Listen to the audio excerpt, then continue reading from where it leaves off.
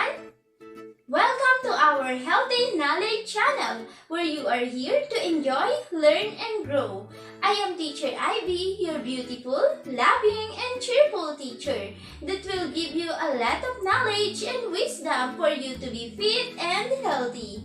But before we start our discussion, let us first feel the guidance of our Lord through the prayer to be led by Annalisa.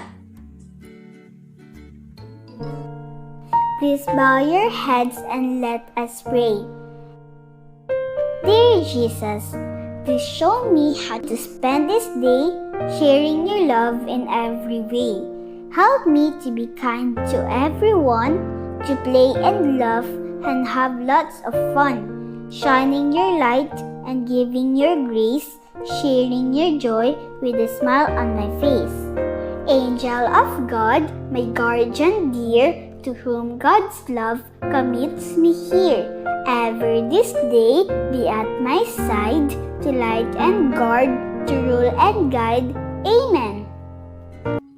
For our food for thought, I have a questions to all of you, my beloved students. Please think, reflect, and answer it in your mind and heart. Are you ready?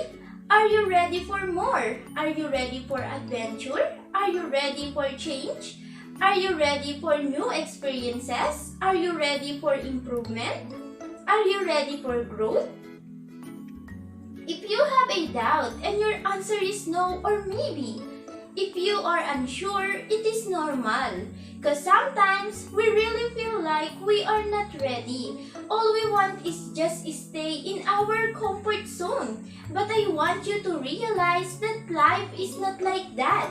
Because our life is full of adventure, change, new experiences for us to improve and grow and find opportunity. That's why if we keep saying that we are not ready, how can we experience those wonderful things? It is now the right time to motivate and say to ourselves that we are ready to face the true life and be brave to experience it for us to harvest the best version of ourselves. So now let us all read wholeheartedly the quotes in the screen. I'm ready. I'm ready for more. I'm ready for adventure. I'm ready for change. I'm ready for new experiences. I'm ready for improvement. And I'm ready for growth. I know that our mind and heart is full of motivation right now. But how about our body? Let's move our body and let's exercise.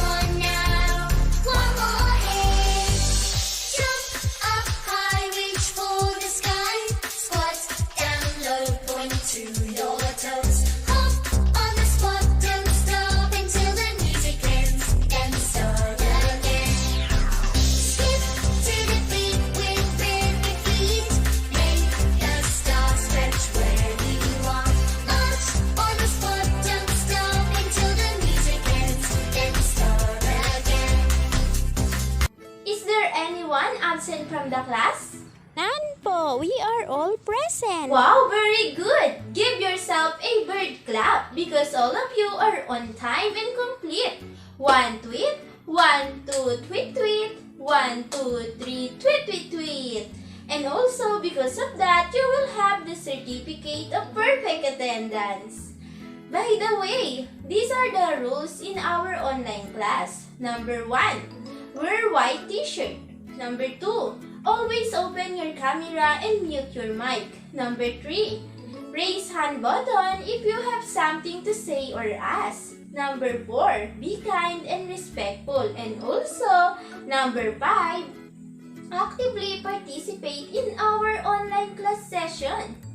And also, these are the materials that you need. The paper, pencil or ball pen, ruler, color pen, and of course, your assignment materials. Did you bring it? Yes po. Very good, because we will use it later.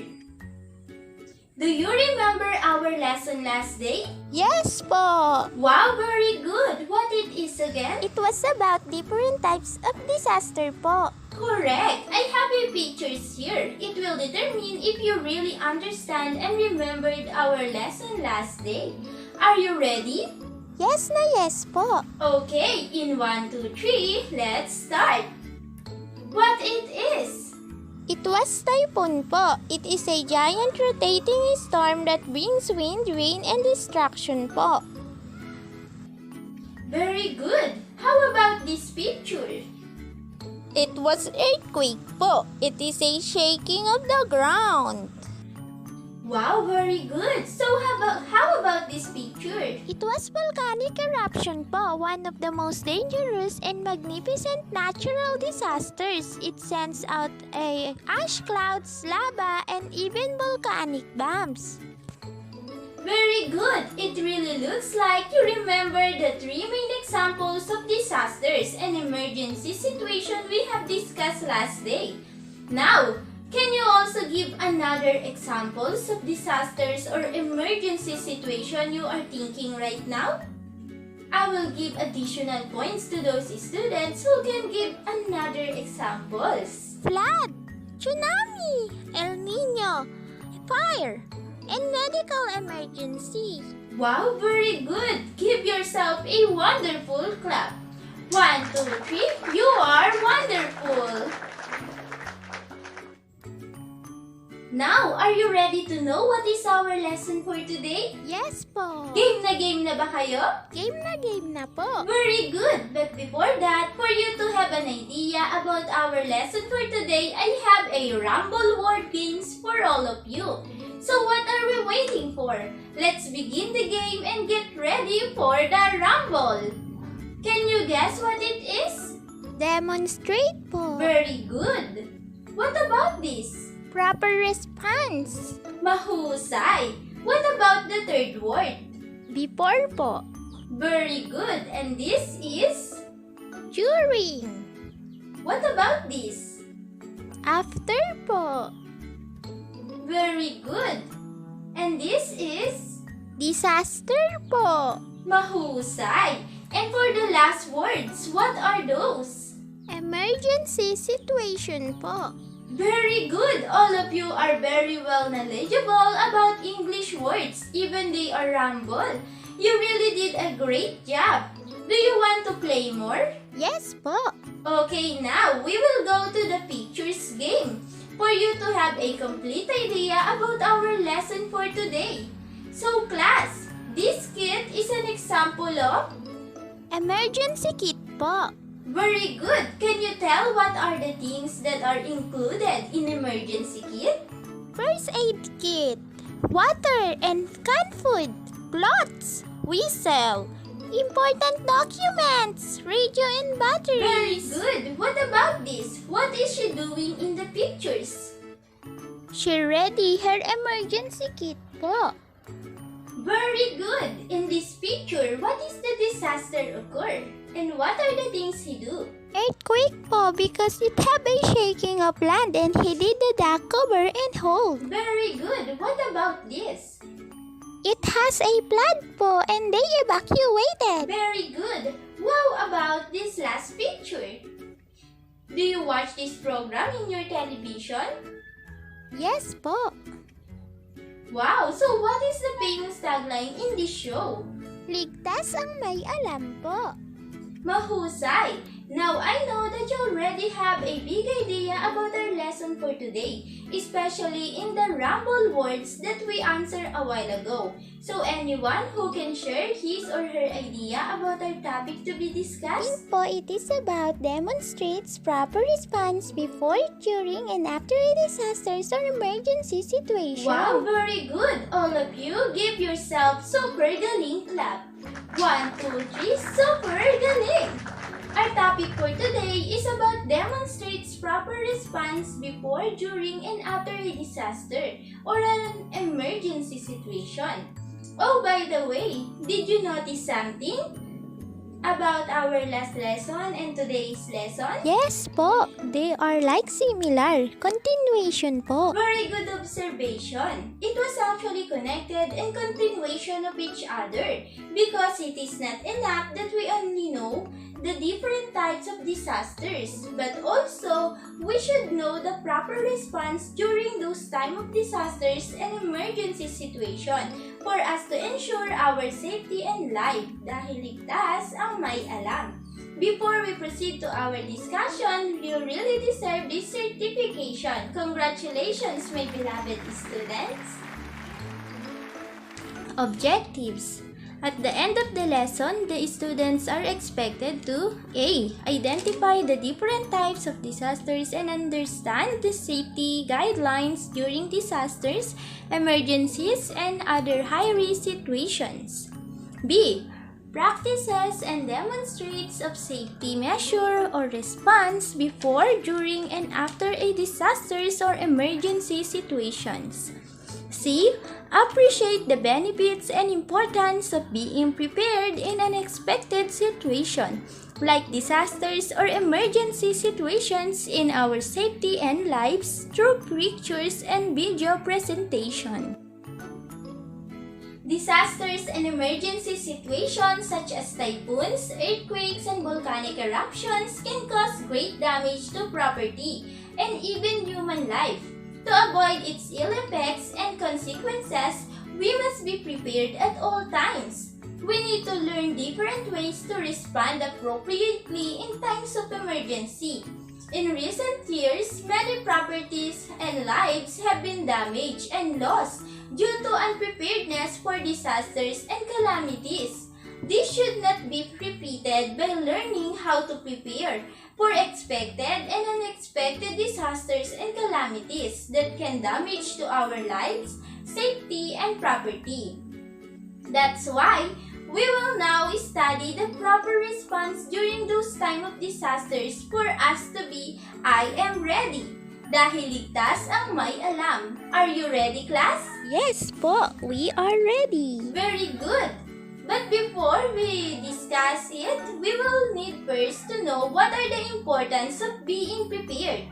Number 1, safety and lives are ensured. Number 2, survive on your own. Number 3, avoid or less damage to property. Number 4, save money. And of course, number 5, avoid panic. We will have 3 disasters to be discussed, and that's the typhoon, earthquake, and volcanic eruption. We will tackle the proper response that we can do on it. So are you excited? Yes po, we are excited to learn more, especially it will help us to ensure our safety and lives. Very good! Let's start to typhoon. The Philippines experiences about 22 typhoons in a year. It is often cause of rising water levels, storm surge, and landslide. The Philippine Atmospheric Geophysical Astronomical Services Administration or PAGASA issued a signal to determine the strength or gusts of wind caused by the typhoon. Look at these 2 pictures. What did you notice? The first picture po is they are not prepared. In the typhoon, many lives are lost and damaged property. The second picture po is they are prepared and safe. Very good! Now, what can we do before, during, and after typhoon? We will tackle it in our class. Are you ready? Yes po, we are ready. Okay, let's watch this video. Give yourself a full attention and be ready to learn more. Hello there! So today, we are going to learn about what to do before, during, and after a typhoon. Before the typhoon.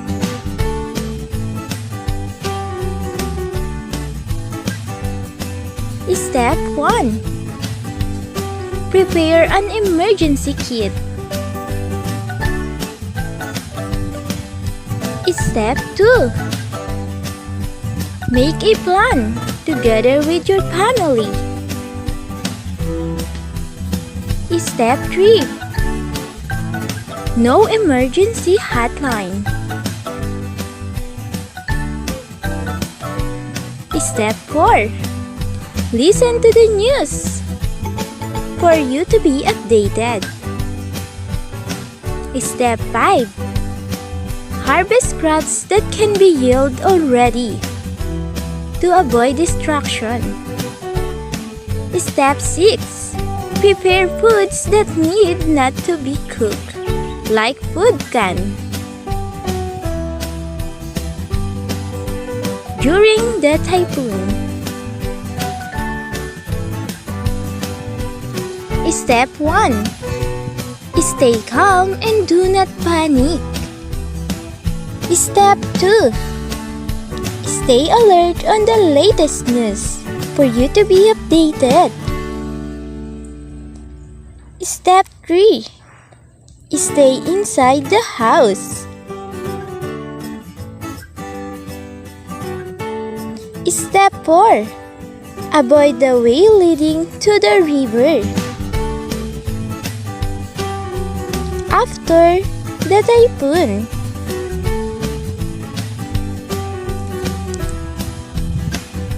Step 1. Watch out for the live wires or outlet immersed in water. Step 2. Beware of dangerous animals such as snakes that may have entered your house. Step 3. If your house was destroyed, make sure that it is always safe and stable when you enter. Stay alert, don't get hurt. Thank you! Now, do you understand and know the proper response when there is a typhoon? Yes po, Ma'am Ivy. It was so much detailed po. We really need to be mentally and physically prepared. Very good! Now, we will go to the proper response before, during, and after the earthquake. Are you ready? Yes po. An earthquake can be caused by a volcanic eruption or the movement of tectonic plates under the Earth's crust. Here in the Philippines, PhilVOC, which is the Philippine Institute of Volcanology and Seismology, are the one who assigned to monitor it if there will be an earthquake. Look at these two pictures and tell me what is the difference on it. The first picture po is they are prepared, calm, and safe. The second picture po is they are not prepared in the earthquake. They are so panicked. Very good. Now, what can we do before, during, and after an earthquake? Let's tackle it now. Let's go and watch this video. What to do before, during, and after an earthquake?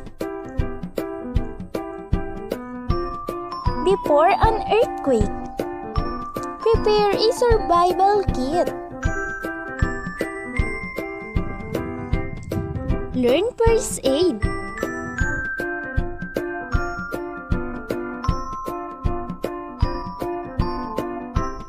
Know your map.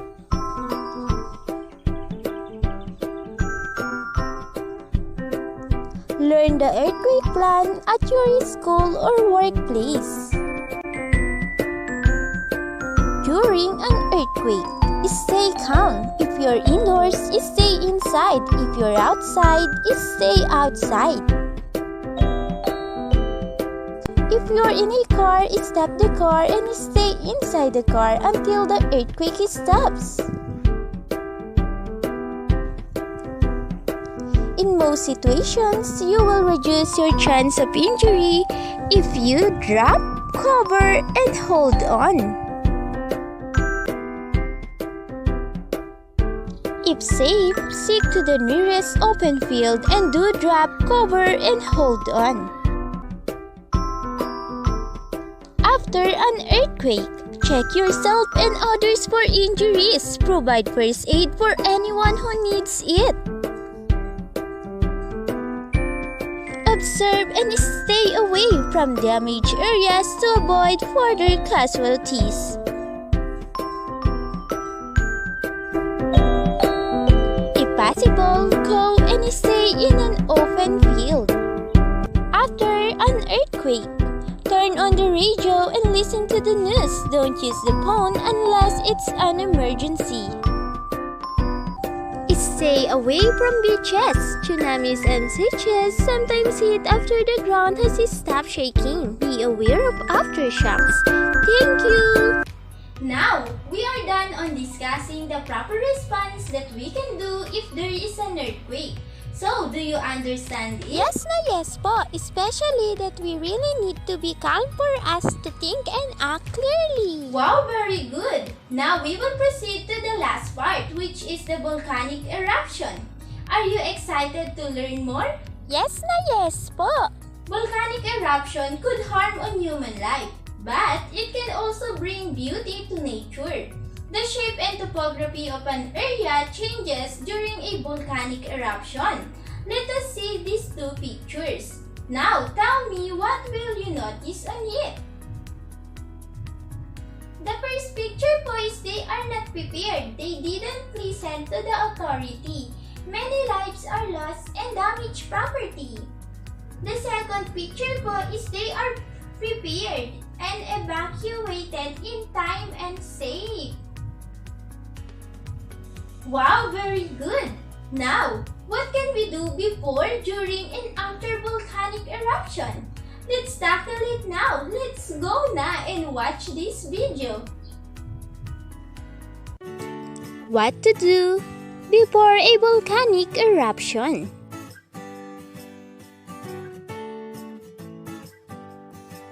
Prepare basic needs. Be alert for unusual volcanic activity. Follow warning instructions from authorities, like being evacuated to safe place. Prepare emergency materials like food, water, and flashlights. After an eruption, wait for instructions to return home.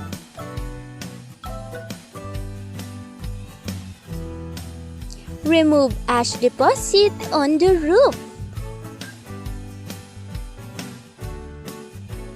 Check if drinking water is safe.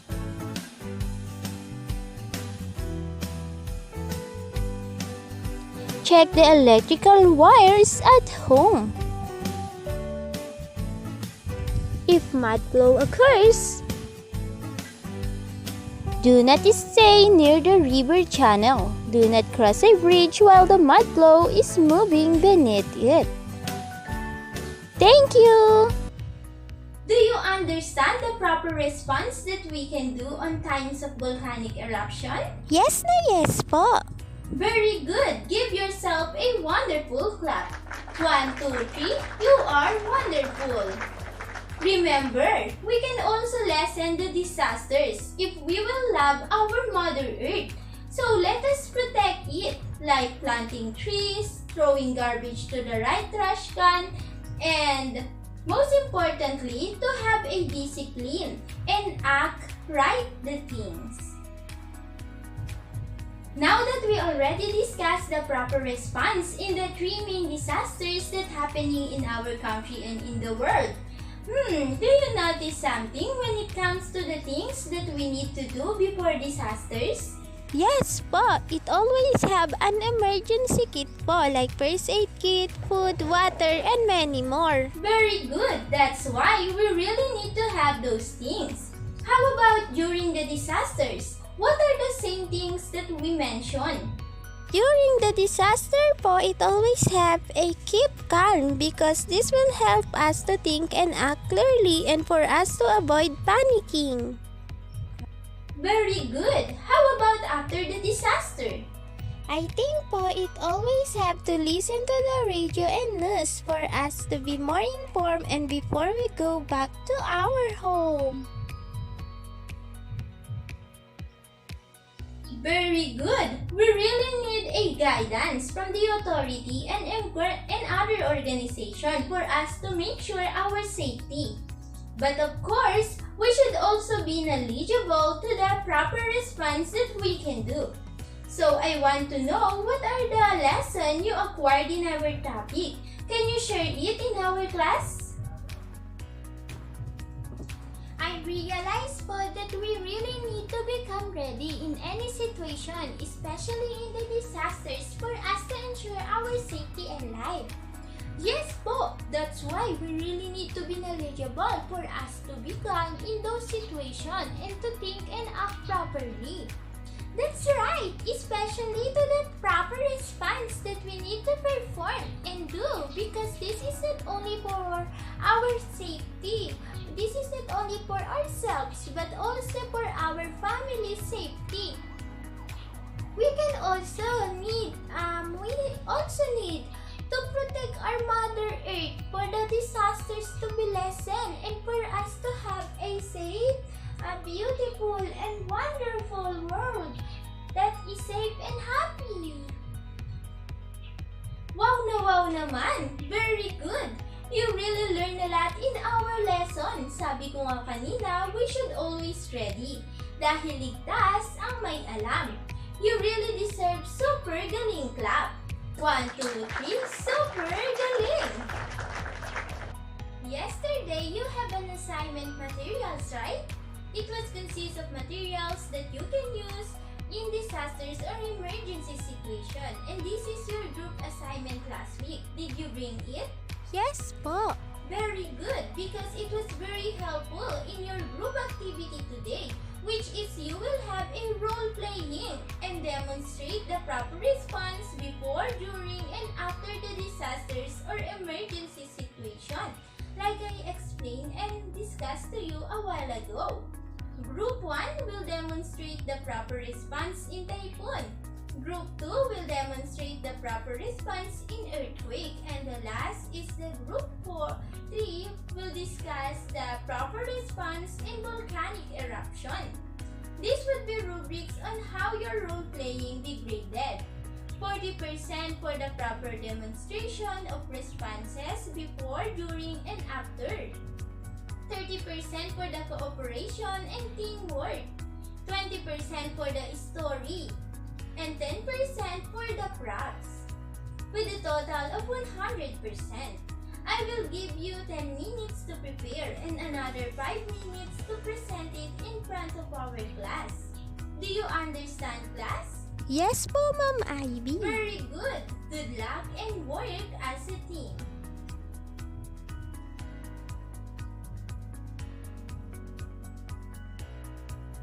Wow! You really did a great job in your group activity! Congratulations to all! You are all wonderful! Now we will proceed to your short quiz. Get your pen and paper. Draw a star if the statement is correct and triangle if the statement is wrong. Number 1. The children bathe happily in the flood water. Number 2. Maria listened to the radio to find out if there is no class due to the storm. Number 3. Mang Alfred ignored the fallen broken trees and lined in their place. Number 4. Dan pulled the lighted candle away from the curtain. Number 5. Mom posted the phone numbers to call at the time of the disaster. Number 6. During the volcanic eruption, we can go outside the powerhouse. Number 7. Diane participated in the school's earthquake drill. Number 8. Our family has a disaster and emergency plan. Number 9. Always keep calm to be able to think and clearly and act. Number 10. It is important to be ready in any situation for us to ensure our safety and life. Are you finished? Yes po, Ma'am Ivy. Okay, let's check your answer. Number 1, triangle. Number 2, star. Number 3, triangle. Number 4, star. Number 5, star. Number 6, triangle. Number 7, star. Number 8, star. Number 9, star. And number 10, star. Who got a perfect score? Wow, perfect po ako. Ako din po. Wow, very good. Give yourself super galing clap. 1, 2, 3, super galing. For your assignment, kindly answer and do this following. Number 1. How does your family prepare for emergency and disasters? Number 2. Do a research in the barangay or school or interview the person in charge about the earthquake drill, flood drill, evacuation protocol of your community or area. Number 3. Make a poster about the importance of being prepared in disasters or emergency situation. Remember to seek guide and help to the elder in doing your assignment to ensure your safety and at the same time to have a family bonding to them. Do you understand your assignment? Yes po, Ma'am Ivy. We are really excited to go home and do our assignment. Wow, very good! Again, I am Teacher Ivy, your beautiful, kind, and cheerful teacher. And I am so happy that you really learned a lot in our lesson for today. By the way, this is your certificate because all of you are certified I Am Ready Kids. Congratulations to all! See you again in our next meeting. Bye-bye! Values integrated. Thank you.